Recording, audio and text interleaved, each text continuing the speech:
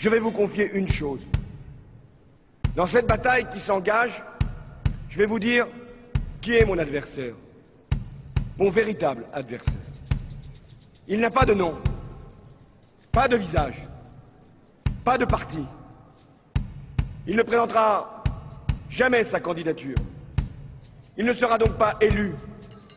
Et pourtant, il gouverne. Cet adversaire, c'est le monde de la finance. Paris, La Défense, 19 mars 2012. Parmi ces tours, le siège de la Corporate Investment Bank du Crédit Agricole. Et dans cet immeuble, les bureaux de Chevreux, le plus important broker indépendant en Europe, qui conseille 1200 fonds de pension, banques, investisseurs institutionnels. Avec des bureaux à travers le monde, à Boston, San Francisco, New York, Tokyo, Zurich, Madrid, Athènes. C'est d'ici qu'est parti ce papier. C'est une note brève en anglais de seulement 9 pages, qui n'était pas destinée au grand public, seulement aux opérateurs de marché.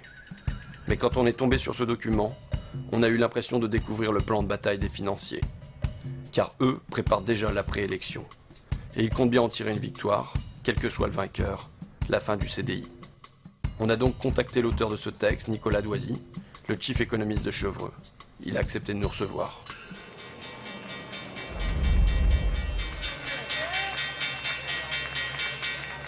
François Hollande va devoir déplaire soit au marché financier, soit à ses électeurs, puisqu'il est certain de ne pas parvenir à réconcilier les deux.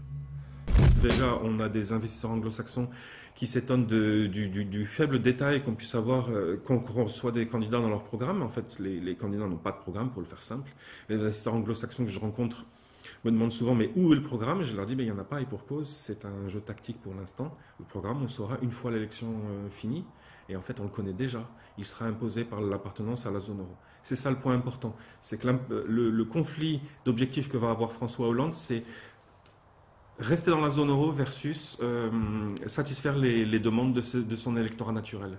Les deux ne sont plus compatibles maintenant, on le voit depuis la crise grecque. Il sait qu'il sera pris à terme à un moment entre la pression de ses électeurs et la pression des marchés.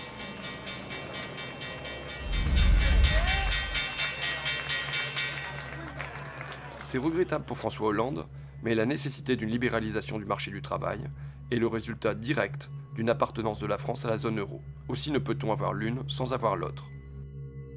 Vous vous dites non seulement François Hollande ne va pas tenir ses promesses électorales, mais en plus, c'est lui qui va devoir flexibiliser le marché du travail. C'est lui qui doit remettre en cause ce que vous appelez the famous CDI, le fameux CDI, contrat à durée indéterminée. Qui que soit le prochain président de la République française, c'est un travail qu'il va devoir faire, parce que tout simplement la pression des pairs dans la zone euro, la pression des pairs, c'est-à-dire de l'Italie, de l'Allemagne, de tous les autres pays. Quand vous regardez bien, l'Allemagne, au milieu des années 2000, a fait ce genre de réformes. L'Italie, l'Espagne sont obligés de les faire aujourd'hui, la Grèce aussi. Au nom de quoi la France pourrait-elle s'en dispenser? Ça revient finalement à réduire substantiellement un certain nombre de garanties dont ont bénéficié jusqu'à présent les titulaires de CDI notamment. Et donc à imposer plus de flexibilité aussi sur les travailleurs, les travailleurs français.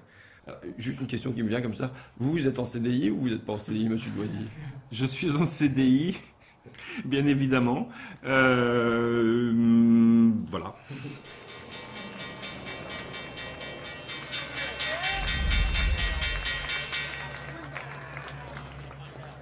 La demande de renégociation du traité serait alors utilisée pour tromper le public français en lui faisant accepter des réformes correctes, dont celle du marché du travail. François Hollande dit « Je vais demander la renégociation du dernier traité européen ». Vous écrivez ça. François Hollande il va avoir à naviguer à travers des forces dans la gauche, notamment à cause du référendum manqué de 2005. Et dans cette perspective, vous écrivez « Dans cette perspective, il serait politiquement intelligent que ses pairs de l'eurozone, donc ses partenaires allemands, belges, italiens, ainsi de suite, permettent à François Hollande de prétendre qu'il leur a arraché quelques concessions, même si c'est faux en réalité. La demande de renégociation du traité serait alors utilisée pour tromper le public français, pour rouler, j'ai lu to trick, rouler, tromper, pour tromper le public français, en lui faisant accepter des réformes convenables, dont celle du marché du travail. Alors, avant d'entrer dans le fond du sujet, je voudrais préciser un point. Les gens de marché s'expriment de façon très directe. Donc, le vocabulaire que j'ai pu choisir dans la citation que vous venez de lire paraîtra peut-être excessif à beaucoup de vos auditeurs. Maintenant, c'est vrai que voilà, on s'embarrasse pas dans les marchés, on va pas s'embarrasser de finasserie, on va aller directement au point. Donc, de rouler les électeurs français, c'est peut-être un mot quand même excessif. L'idée, c'est de dire, ce sera une concession en quelque sorte de façade qui aurait été faite à François Hollande et au peuple français entre guillemets, de façon à ce que tout le monde constate qu'à la fin des fins, il les faut bien les autres réformes, les fameuses réformes structurelles dont personne ne va entendre. Ce que vous dites, c'est, admettons, il y a un sommet à Bruxelles, François Hollande, il demande une partie sur la croissance, les autres Européens, ils vont faire comme si, ah bon, bah d'accord, allez, on t'accorde ça, ils rentrent ici en France en disant, regardez ce que j'ai obtenu, et du coup, il peut dire derrière, ben, en échange, nous, on va libéraliser notre marché du travail. Et vous avez parfaitement compris le sens de mon propos, c'est exactement ça. C'est vraiment une petite mise en scène, c'est un petit théâtre. Alors, il ne faut pas avoir l'impression que je fais de la théorie du complot là, et qu'on manipule tout le monde. Le script est un peu écrit. Si on est malin, on ne s'écartera pas trop du script. Et de cette façon-là, on arrive peut-être à faire passer la pilule de façon un peu plus simple que ça n'avait été le cas au début des années 80. On s'évitera peut-être finalement d'être un peu ridiculisé comme on l'avait été à l'époque.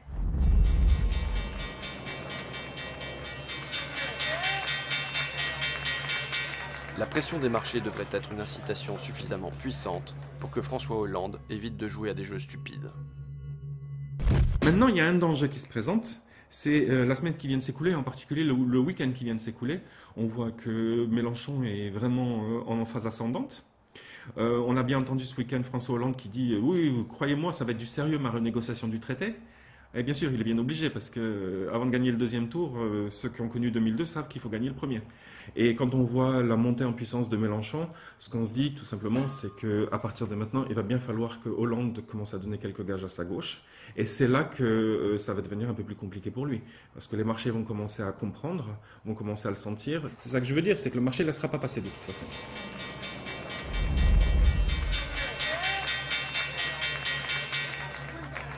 Alors, je faisais un récapitulatif. Je disais, cas numéro 1, François Hollande est conciliant et il revient de lui-même sur ses maigres promesses de campagne. Il libère le marché du travail. Il en finit avec le CDI tel qu'on le connaît. Cas numéro 2, il lui faut une petite pression de ses partenaires européens, une petite concession qui lui serve de prétexte, et derrière, il libéralise le marché du travail. Cas numéro 3, le pire, mais pas le plus probable, vous nous dites, il refuse de se plier à ce programme, à cette injonction, et alors les marchés vont le punir, le rappeler sérieusement à l'ordre. C'est bien ça ? Oui. Donc là, jusque-là, dans les 3 cas, c'est toujours les marchés. Quand vous dites soit les électeurs, soit les marchés seront déçus, dans les 3 cas, c'est toujours les électeurs qui seront déçus et les marchés qui gagnent. Oui, regardez la Grèce, regardez l'Espagne, regardez l'Italie, regardez tout ce qui se passe en Europe depuis 2010. On a bien vu que de toute façon, à la fin, c'est le marché qui l'emporte. Je ne suis pas en train de dire que le marché a nécessairement raison, et, au sens moral du terme, en tout cas, il aura raison factuellement, puisqu'il s'imposera, ça c'est clair. Donc c'est de ce point de vue-là que je le dis, oui, en effet. Vous avez raison, les électeurs risquent d'être plus perdants que les marchés.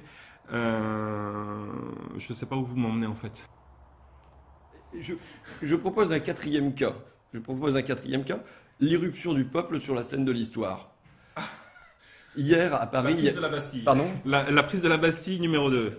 Hier à Paris, il y avait, bon, on va pas chipoter, 80 000, 90 000, 100 000, 120 000 manifestants à l'appel du Front de gauche. Si, comme en 1936, on avait une élection qui s'était suivie de mouvements de masse, de manifestations, de grèves. Qu'est-ce qui se passe en Europe ? Là, je crois que c'est le gros coup d'angoisse. On va être très clair, ça va être le gros coup d'angoisse parce que si, quand les Grecs manifestent, on a déjà une Europe qui se sent sur le point d'exploser, je vous laisse imaginer pour la France.